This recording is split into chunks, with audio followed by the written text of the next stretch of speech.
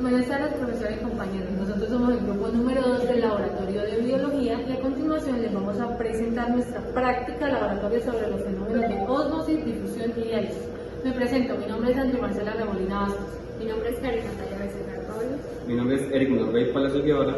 Y el mío, Caterina García Ramón Villamizar. Los objetivos de nuestra práctica son: primero, identificar la morfología de dos tipos de células vegetales expuestos en diferentes concentraciones de medio. Segundo, reconocer y diferenciar los comportamientos de las células vegetales expuestos en medios hipertónicos, isotónicos e hipotónicos. Tercero, observar el paso de sustancias a través de una membrana semipermeable mediante el proceso bioquímico denominado diálisis. Cuarto, conocer los factores que afectan la velocidad de difusión en distintas temperaturas y el saber la causa de esto. Bueno, la práctica que veremos a continuación es la de ósmosis. Bueno, la ósmosis es un fenómeno físico-químico que ocurre en las células y este es definido como el paso de una solución de un componente a otro a través de una membrana celular semipermeable. ¿Esto qué nos quiere decir? Que donde hay menor cantidad de solutos, donde hay mayor cantidad de solutos. Este mismo fenómeno se va a presentar en las células vegetales, como lo vamos a explicar a continuación. Bueno, es importante conocer acerca de las soluciones. Sabemos que una solución es una mezcla homogénea constituida por un solvente y un soluto. Las soluciones que vamos a utilizar para nuestra práctica son soluciones hipertónicas, que son aquellas que tienen una concentración. En este caso es el 0,9% de cloruro de sodio. La segunda solución es el agua destilada, que tienen una baja concentración de soluto. Y la tercera solución es la de soluciones hipotónicas, que acá utilizaremos el 0,45% de cloruro de sodio. Ahora el hablar de estas concentraciones de diferentes soluciones es importante porque según el tipo de concentración vamos a observar los cambios que veremos en las diferentes muestras. A continuación hablaremos sobre el fundamento de esta práctica. Fundamento. La membrana citoplasmática es una barrera permeable al agua. Por lo tanto, las células se ven sometidas a cambios osmóticos cuando varía la concentración salina del medio. Tanto el incremento de volumen citoplasmático o turgencia como la pérdida de líquido celular o plasmólisis suelen ser procesos fisiológicos normales en las células vegetales, pero que si se presentan en grado externo pueden llegar a causar la muerte celular.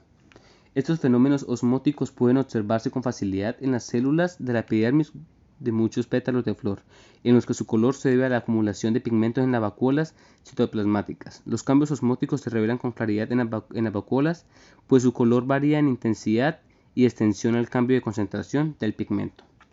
En los materiales que usaremos para esta práctica usamos bisturí, portaobjetos, cubreobjetos, pétalos de flor, solución salina del 0,9%, solución salina del 4%, agua destilada, microscopio óptico, vasos de precipitado, pipetas, y en el primer procedimiento será con el bisturí extraer la epidermis de un pétalo de flor en 3 portaobjetos diferentes.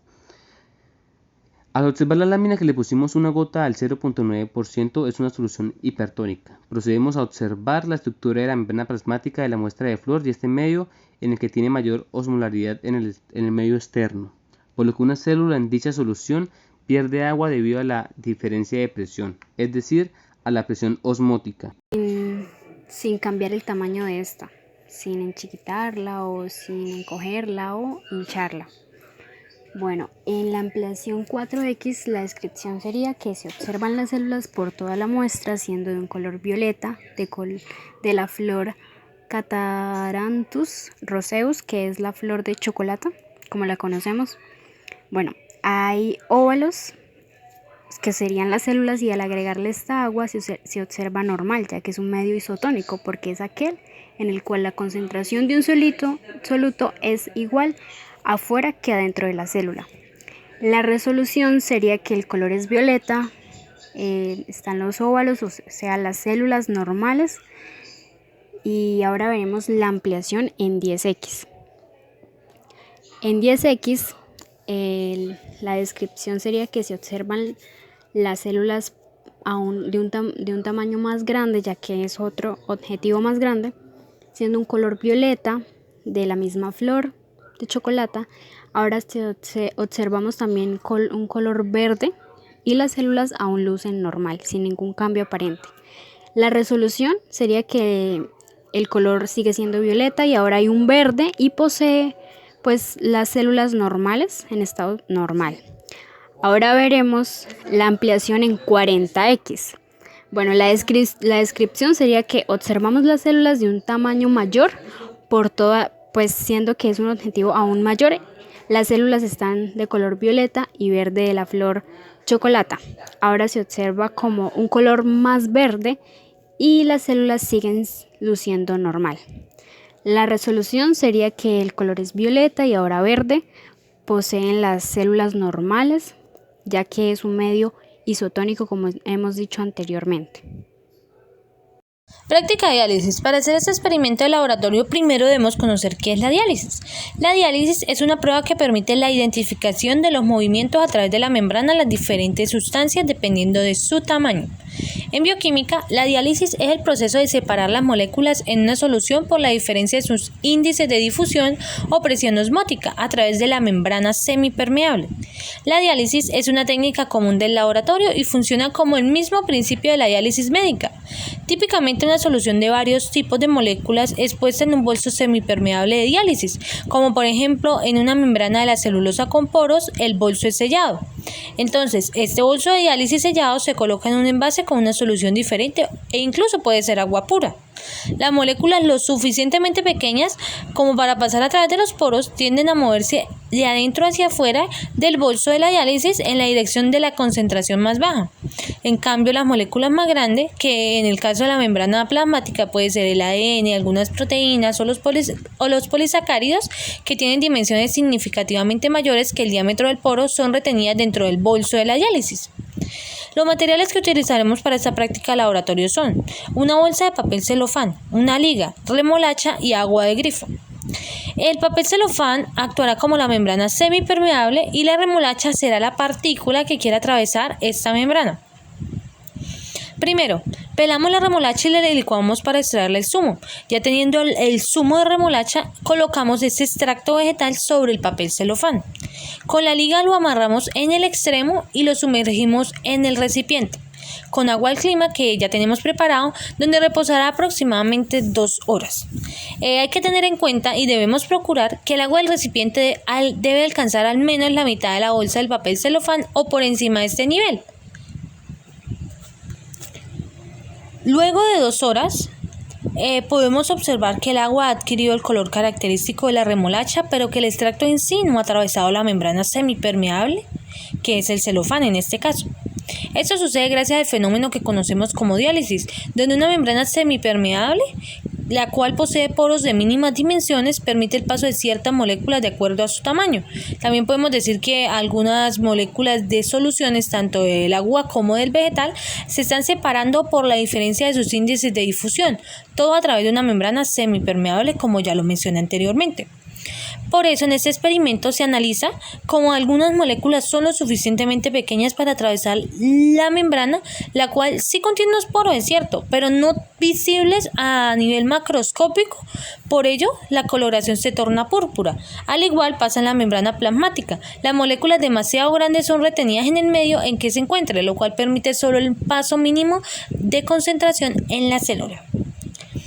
De esta práctica podemos concluir que la diálisis es una forma de filtración molecular. Es un proceso que separa las moléculas de acuerdo con su tamaño mediante el empleo de membranas semipermeables que contienen poros de dimensiones inferiores a las macromoleculares. Y por último, la diálisis es una técnica común de laboratorio y, como lo mencioné desde el inicio, es muy similar a la diálisis médica que aplican en los hospitales, en las clínicas. Práctica de difusión. Para empezar con esta práctica, primero debemos saber qué es la difusión.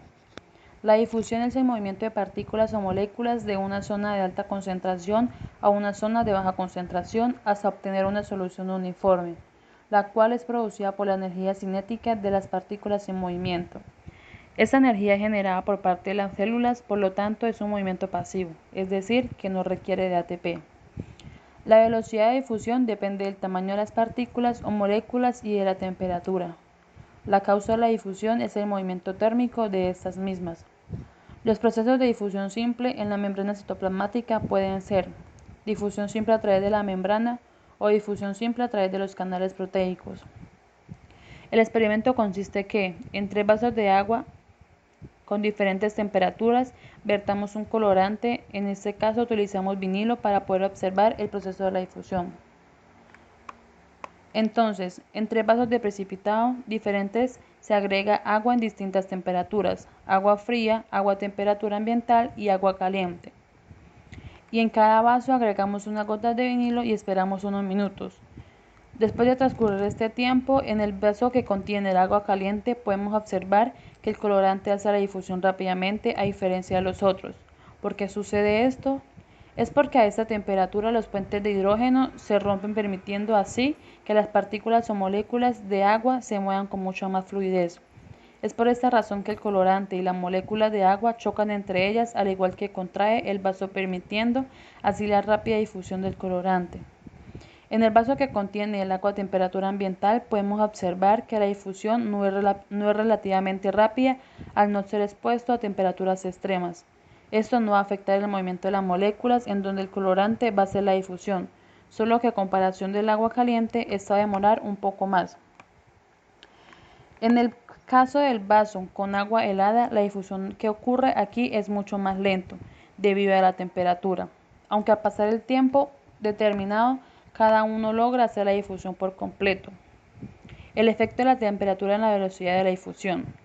La difusión involucra el movimiento de partículas en un lugar hacia otro. Por ello, la velocidad en la cual esas partículas se mueven afecta a la difusión, debido a que el movimiento molecular puede ser por medio del calor de un objeto,